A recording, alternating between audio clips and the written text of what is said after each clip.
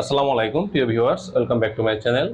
আপনারা অনেকেই জানতে চেয়েছিলেন যে সহবাসের সময় স্বামী স্ত্রী কোন কাজগুলো করা যাবে না বা কোন কাজগুলো করতে হবে, অর্থাৎ সহবাসের সময় কোন কাজগুলো করণীয়, কোন কাজগুলো বর্জনীয়, এই বিষয়গুলো জানতে চেয়েছিলেন। চলুন চলে যাই মূল আলোচনায়। আমাদের অনেক পুরুষ ভাই আছেন, যখন তারা সহবাস করেন তখন দেখা যায় যে অতিরিক্ত প্রেশার দিয়ে বা অতিরিক্ত চাপ দিয়ে দিয়ে আপনারা সেক্সটা করেন বা পেনিট্রেশন করেন, অর্থাৎ স্ত্রী ভ্যাজানার মধ্যে যখন পেনিসটা প্রবেশ করান তখন দেখা যায় যে খুব জোরে জোরে আপনারা এই প্রেশারটা দিচ্ছেন, চাপ দিচ্ছেন। আসলে আপনাদের কাছে যখন জানতে চাওয়া যে আপনি এটা কেন করেন, তখন আপনারা অনেকেই যে উত্তরটা দেন সেটা হচ্ছে আমি পর্ন ফিল্ম বা সেক্স ভিডিওতে দেখেছি যে এরকম করে, আর এরকম করলে হয়তো মেয়েরা অনেক বেশি মজা পায়। আমরা জিজ্ঞাসা করি যে আপনাকে কখন আপনার স্ত্রীর কথা শুনেছেন যে সে আসলে ভালো লাগে না, কষ্ট হয়? বলে না, এটা তো শুনিনি। কিন্তু যখনই তারা এটা শুনতেছেন বা স্ত্রীটা জানতে চান, তখন স্ত্রী বললেন যে হ্যাঁ, তার খুব কষ্ট হয়, কিন্তু হয়তো হাজবেন্ড যাতে কোনো তৃপ্তির ঘাটতি না হয় এজন্য তারা মুখ বুজে সহ্য করেন। মূল বিষয় বুঝতে হবে, স্বামী স্ত্রী যখন সেক্স করা হবে বা সহবাসে থাকবেন, তখন উদ্দেশ্যটা যেন এমন হয় যে শুধু নিজে আমি ভালো লাগা অনুভব করবো, এটা যেন না হয়। উদ্দেশ্য থাকতে হবে যে স্বামী স্ত্রী দুজনেই একটা ভালো লাগা, একটা সুখের আবেশ সেটা আমরা পাবো। একটা ভালো লাগা দুজনের মধ্যে কাজ করবে।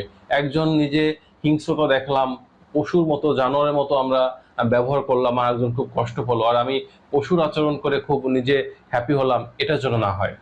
স্বামী স্ত্রী একে আরেকজনের পরিপূরক হিসেবে জীবনটা যেহেতু আমরা পার করি, সেক্ষেত্রে সেক্সুয়াল বিষয়টাও কিন্তু মাথায় রাখতে হবে। আমি সবসময় প্রত্যেকটা ভিডিওতে বলার চেষ্টা করেছি যে সহবাসের গতিটা হবে একটা সান্দিক গতি, একটা ছন্দময় গতি। এটা হবে খুব স্লোলি এবং সফটলি। অতিরিক্ত তাড়াহুড়া করা যাবে না, অতিরিক্ত জোরে জোরে প্রেশার দিয়ে সেক্স করা যাবে না, তাহলে কিন্তু আপনার সঙ্গিনী বা পার্টনার সে পরিপূর্ণ সুখ নাও খুঁজে পেতে পারে বা তার কিন্তু কষ্ট অনুভব করতে পারে। এজন্য সবসময় একটা স্লোলি সফটলি শান্তিক গতি নিয়ে সেক্স করতে হবে। দ্বিতীয় নম্বর যে বিষয়টা থাকে, অনেক পুরুষের মাঝে দেখা যায় যে তারা যখন সহবাস করতে গেছেন প্রচন্ড মনে ইচ্ছা আছে, কিন্তু স্ত্রীর কাছে যাওয়ার পর পর তার পেনিসটা কোনোভাবেই শক্ত হচ্ছে না বা সুদৃঢ় হচ্ছে না। তখন দেখা যাচ্ছে যে আপনি হয়তো নিজে নিজে হাত দিয়ে অনেক চেষ্টা করতেছেন, মাস্টারবেশন করার মতো করতেছেন, অনেক নাড়াচাড়া দিচ্ছেন, কোনোভাবেই এটা শক্ত হচ্ছে না। এই মুহূর্তে যে কাজটা আপনাদের বাদ দিতে হবে বা আজ থেকে আর করবেন না, সেটা হচ্ছে যখন দেখছেন যে আপনার মনে চাচ্ছে বাট আপনার পেনিস সুদৃঢ় হচ্ছে না, তখন ওই অবস্থায় ওটা স্টপ করে দিন। একটা বিষয় মনে রাখতে হবে, মন এবং শরীর এই দুইটার সম্মিলিতভাবে বা কম্বিনেশনে কিন্তু আসলে আমরা সেক্স করতে পারি। আমাদের মন চাচ্ছে, শরীর চাচ্ছে না, তাহলে বুঝতে হবে যে পেনিস এখানে দাঁড়াচ্ছে না। বা যদি এমনটা হয় যে পেনিস শক্ত হচ্ছে বাট আমার মন চাচ্ছে না, সেক্ষেত্রে কিন্তু আপনি পরিপূর্ণ ভালো লাগা খুঁজে পাবেন না। এর জন্য সবসময় যে বিষয়টা মাথায় রাখতে হবে, মন এবং শরীর দুইটার কম্বিনেশনটা যখন এক থাকবে, যখন দুটাই মন বলবে যে আমি এখন সেক্স করব এবং পেনিস সুদৃঢ় হবে, কেবলমাত্র সেই সময় কিন্তু এটা করা উচিত। আর যদি এমনটা হয় যে আপনি অনেক চেষ্টা করতেছেন, এটা শক্ত করার জন্য হচ্ছে না, তখন ওই ক্ষেত্রে যেটা করতে পারেন, আপনি ওই ক্ষেত্রে যেটা করবেন সেটা হচ্ছে যে ওই সময় ওটা শক্ত ওইভাবে করার চেষ্টা না করে, প্রয়োজন হয় আপনার সঙ্গিনী বা আপনার স্ত্রীকে একটু বুকে জড়িয়ে একটু শুয়ে থাকুন, তার সাথে একটু ভালো কথা বলুন।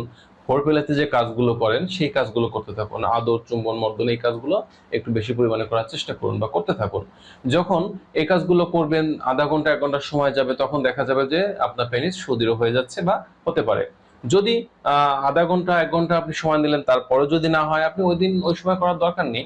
আপনি সকালে ট্রাই করছিলেন, হয়নি, আপনি বিকালে করুন, যদি আপনার সেই শারীরিক সক্ষমতা নিজের মনের মধ্যে, শরীরের মধ্যে প্রকাশ পায়। যদি সেদিন আপনি বিকালেও না পারেন, আপনি প্রয়োজনে তার 1 দিন পরে করুন বা 3 দিন পরে করুন, তাতে তো সমস্যা নেই, কারণ স্ত্রী তো আপনার কাছে চলে যাচ্ছে না, আপনি তো তাকে ভাড়া করে নেন। এই বিষয়টা মাথায় রাখতে হবে।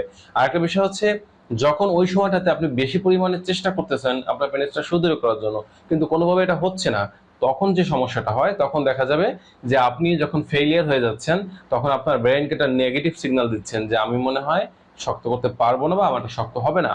পরবর্তীতে যখন এই ধরনের সমস্যা আপনি আবার ফেস করবেন, তখন দেখা যাবে প্রথমবার যে আপনি চেষ্টাটা করেছিলেন আধা ঘন্টা বা 1 ঘন্টা সময় নিয়ে, পরবর্তীতে 5-7 মিনিট সময় নেওয়ার পরে যখন দেখবেন যে শক্ত হচ্ছে না, নাড়াচাড়া দিয়েছেন, তখন কিন্তু আপনি কি করতেছেন, আপনার ব্রেনকে একটা নেগেটিভ সিগন্যাল দিয়ে দিচ্ছেন যে আমার মনে হয় এবারও শক্ত হবে না।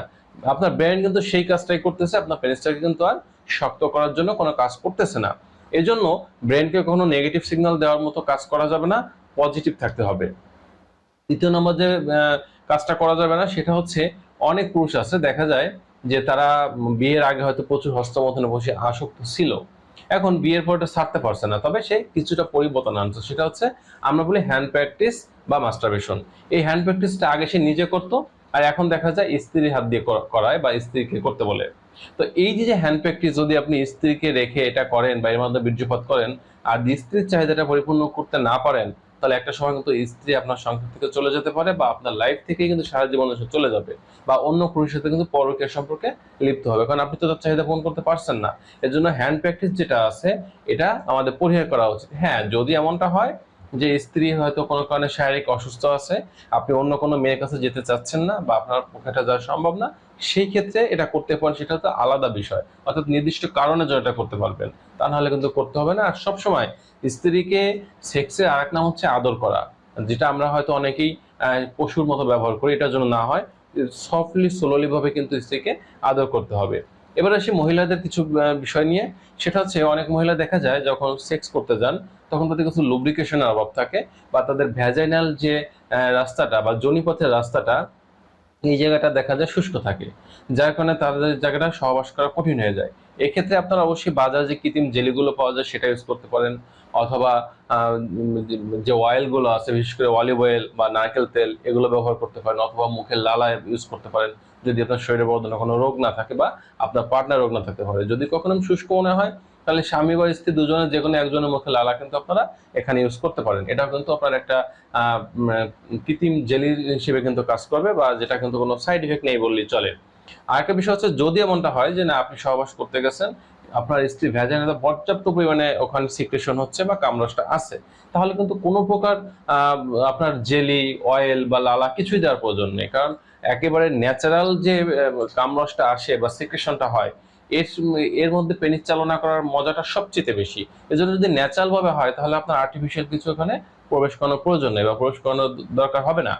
আরেকটা বিষয় হচ্ছে, ৫ নম্বর যে বিষয়টা বলবো সেটা হচ্ছে হাইজিন মেনটেন করা। অবশ্যই হাইজিন বা পরিষ্কার পরিচ্ছন্ন যে বিষয়টা থাকে, স্বামী স্ত্রী উভয়ের এটা ভালোভাবে মেনটেন করতে হবে। কারণ হচ্ছে যে একজন নারী বা পুরুষ সবচেয়ে বেশি বিভিন্ন রোগে আক্রান্ত হন পার্টনারের দ্বারা। অর্থাৎ যদি কোনো মহিলা দেখা যায় তার শরীরে কোনো ধরনের রোগ থাকে এবং সে অপরিষ্কার থাকে, তাহলে তার দ্বারা খুব সহজে যেমন তার হাজবেন্ড ওই রোগে আক্রান্ত হতে পারে, ঠিক একইভাবে হাজবেন্ড যদি কোনো ধরনের রোগে আক্রান্ত থাকে, তার দ্বারাও কিন্তু তার স্ত্রী সমানভাবে আক্রান্ত হতে পারে।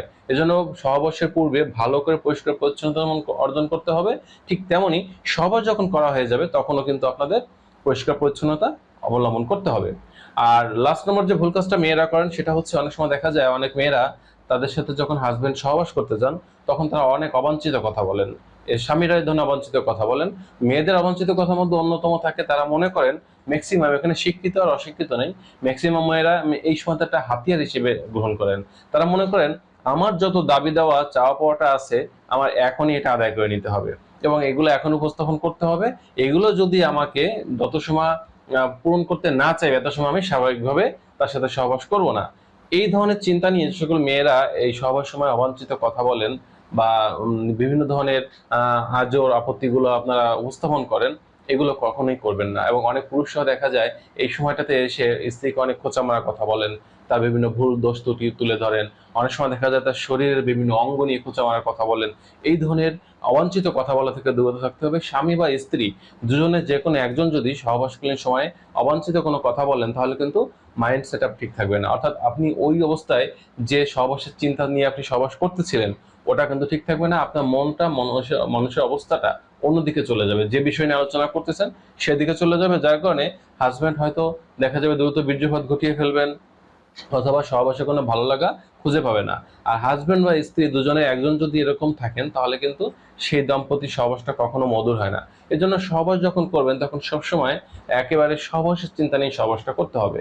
তো বন্ধুরা, এই ছিল আজকের বিষয়। তো আশা করি সেটা বুঝতে পেরেছেন। ভিডিওটি ভালো লাগলে লাইক দিতে পারেন, বন্ধুদের মধ্যে শেয়ার করতে পারেন।